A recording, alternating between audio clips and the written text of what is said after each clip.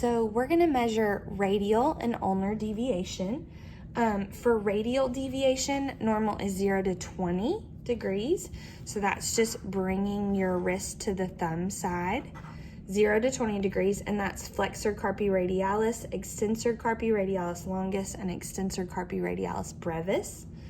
Ulnar deviation is greater, so it's 0 to 30, and that's the flexor carpi ulnaris and extensor carpi ulnaris. So you're getting both the flexor and extensor surfaces. All right, so you're gonna start them in neutral with their forearm on the table, resting on the table. Your stationary arm is gonna follow the midline of the forearm. Your fulcrum or your axis is gonna be right over the capitate.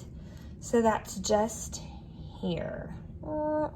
And some people have a little indentation. You can see I have a scar there. So it's just, and you can get them to flex and you can feel. So hers is right here. I'm gonna put my axis over the capitate. One way to make sure that your stationary arm doesn't move is I hold it here, okay?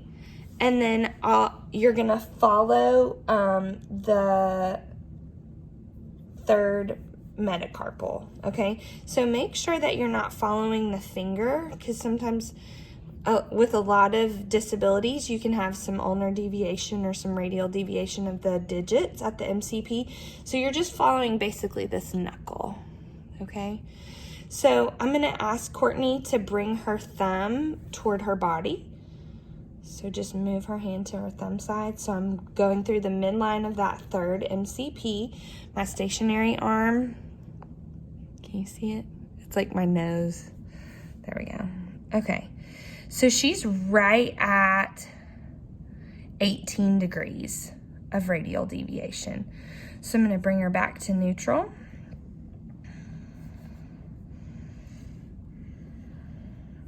And I'm gonna ask her to move her hand along the table to the pinky side. Good.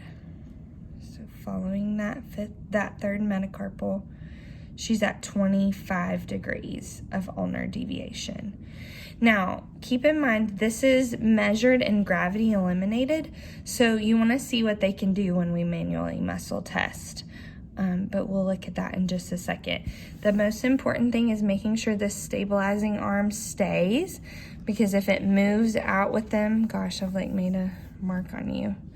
If it moves out with them, it's definitely gonna change your reading, okay? So stabilizing the stationary arm.